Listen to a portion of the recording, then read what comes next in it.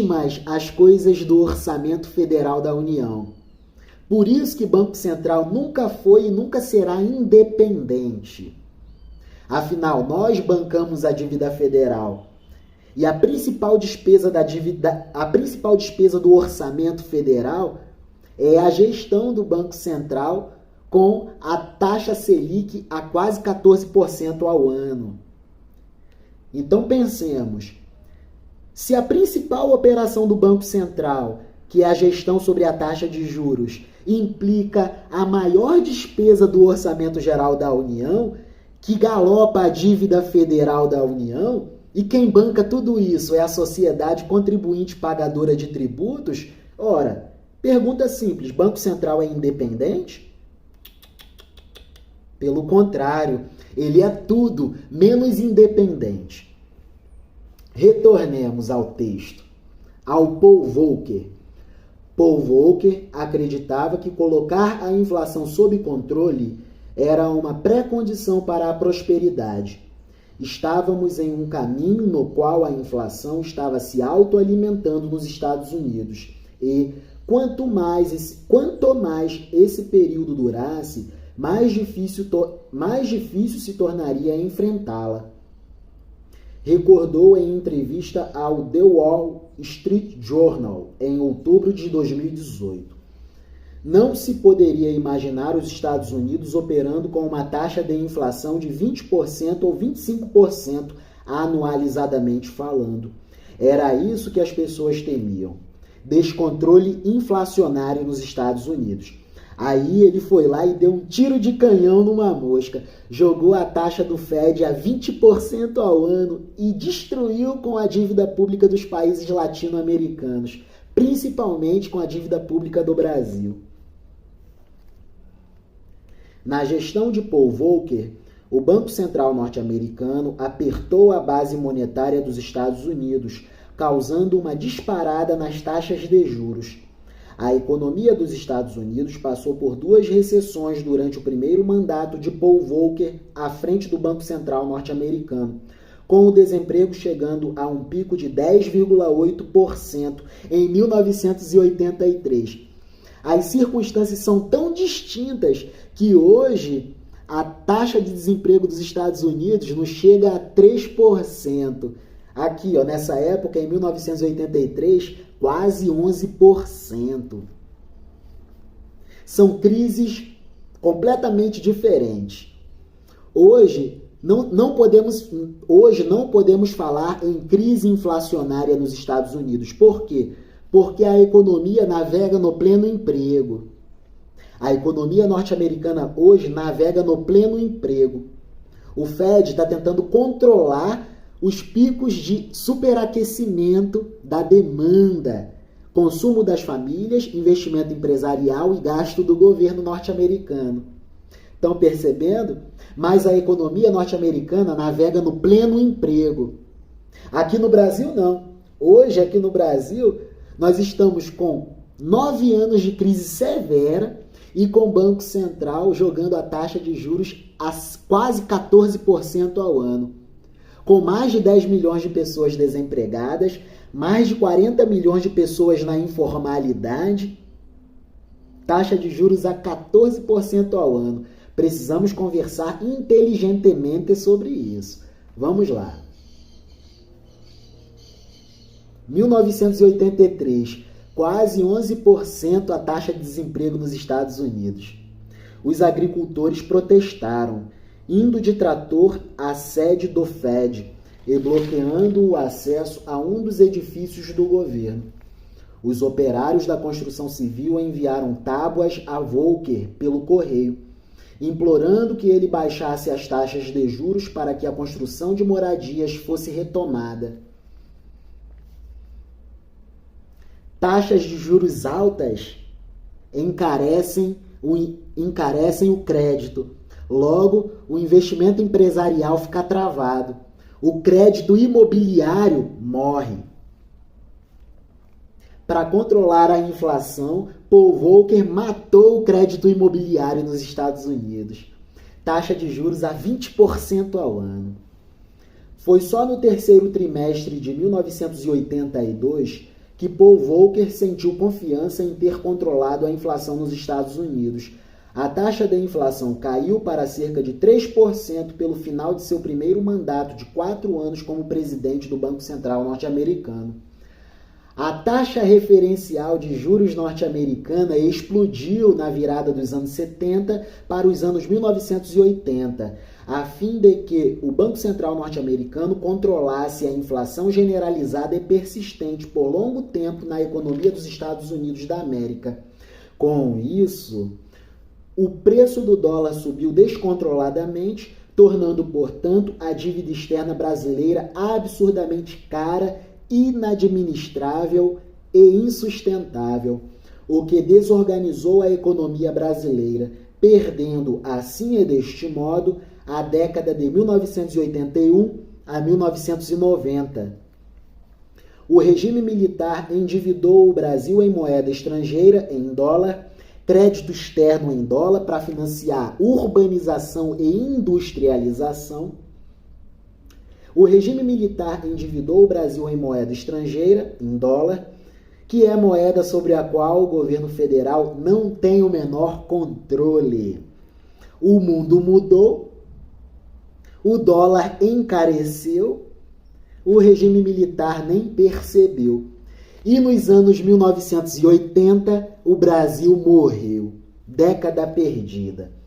A partir dos anos 1980, o Brasil nunca mais cresceu a sua economia significativamente. De lá para cá, juros altos para atrair dólares especulativos às aplicações financeiras internacionais à custa da nossa dívida federal e moeda nacional. E economia estagnada. Fomos jogados no neoliberalismo e ainda não tomamos conhecimento disso. Ao conceito, o que é neoliberalismo? Neoliberalismo é a diretriz de economia política privilegiadora do capital financeiro portador de juros, em detrimento e à custa do capital produtivo, em que dinheiro gera aumento da produção e mais dinheiro na circulação da mercadoria, ou melhor, em circulação de mercadorias, os bens e serviços produzidos na economia.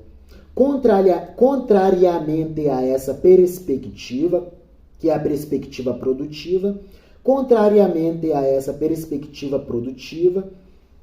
o neoliberalismo orienta as políticas econômicas dos governos federais para privilegiarem a migração do dinheiro que sai da produção e do consumo das famílias e é redirecionado via taxas de juros altas para o habitat natural do dinheiro, em que dinheiro gera mais dinheiro, sem a necessária aplicação na produção e no emprego.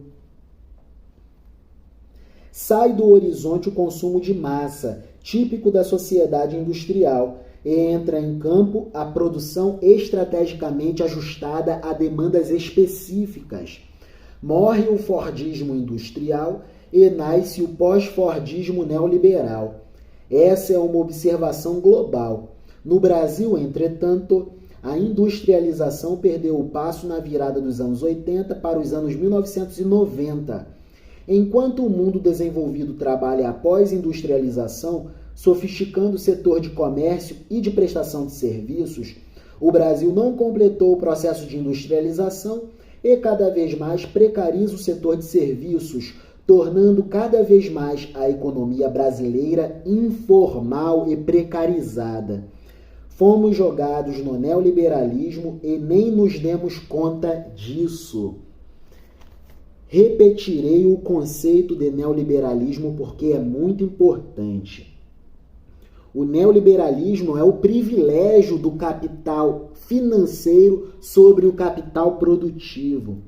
É a subordinação do capital produtivo ao capital financeiro. Neoliberalismo é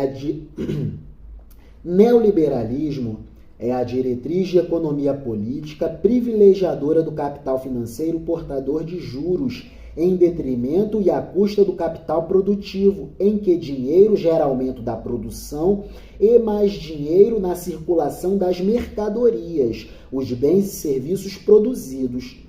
Contrariamente a essa perspectiva da produção e do emprego, o neoliberalismo orienta as políticas econômicas dos governos federais para privilegiarem a migração do dinheiro que sai da produção e do consumo das famílias e é redirecionado via taxas de juros altas para o habitat natural do dinheiro, em que dinheiro gera mais dinheiro sem a necessária aplicação na produção e no emprego da economia. Sai do horizonte consumo de massa típico da sociedade industrial e entra em campo a produção estrategicamente ajustada a demandas específicas. Morre o Fordismo industrial e nasce o pós-Fordismo neoliberal. Essa é uma observação global. No entanto, no Brasil, a industrialização perdeu o passo na virada dos anos 1980 para os anos 1990. No Brasil, a industrialização perdeu o passo na virada dos anos 80 para os anos 90. O Brasil começou nessa virada dos anos 80 para os anos 90, em decorrência da década perdida dos anos 80, o Brasil começa a acelerar ciclos de desindustrialização. O Brasil começa a se desindustrializar. Ciclos de desindustrialização, ciclos desindustrializantes. É a nossa história desde o final dos anos 80. Desindustrialização. No Brasil, entretanto, enquanto o mundo sofistica a economia do conhecimento, sofisticando o setor de prestação de serviços e o setor de comércio, porque o mundo se desindustrializa, mas porque sofistica o setor o mundo se desindustrializa porque o mundo desenvolvido, ele se desindustrializa porque ele está se sofisticando no setor de comércio e de prestação de serviços. O Brasil não. Perdeu a industrialização lá atrás, na virada dos anos 80 para os anos 90, e começou a precarizar o seu setor de serviços e comércio. O Brasil caminha contrariamente à trilha do desenvolvimento que as economias avançadas fazem, percorrem. O Brasil caminha no sentido contrário. Enquanto o mundo desenvolvido trabalha após industrialização, sofisticando o setor de comércio e prestação de serviços, o Brasil não completou o processo de industrialização e cada vez mais precariza o setor de serviços, tornando cada vez mais a economia brasileira informal e precarizada.